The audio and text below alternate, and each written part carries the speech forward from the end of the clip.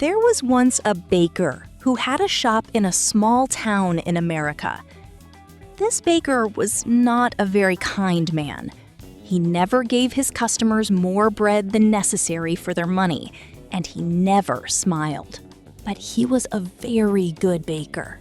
His bread was the softest you could imagine.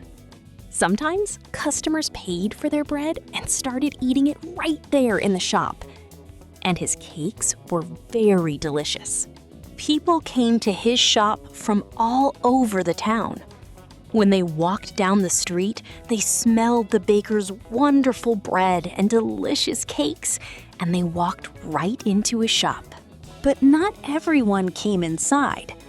Some people just stood outside the shop, smelling and looking through the windows. The baker did not like this. Their stomachs are full of the smell of my bread.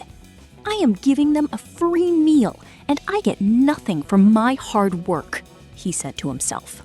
Perhaps there is some way to put these delicious smells into bottles, he thought.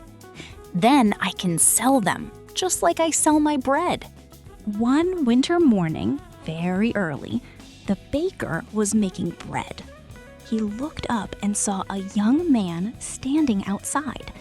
The young man was wearing an old coat. He was hungry, and he was smiling as he smelled the fresh bread. The baker became very angry.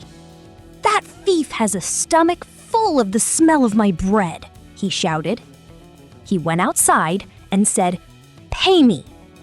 "Pay you for what?" the young man asked in surprise. "For the smells that you have stolen," said the baker. "But I have stolen nothing," said the young man. "I am only smelling the air. Air is free."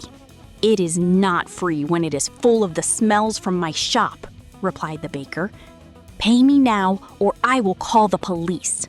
The baker took the young man to the judge's house. It was very early in the morning. "This man is a thief," said the baker. "He stole the smells from my shop."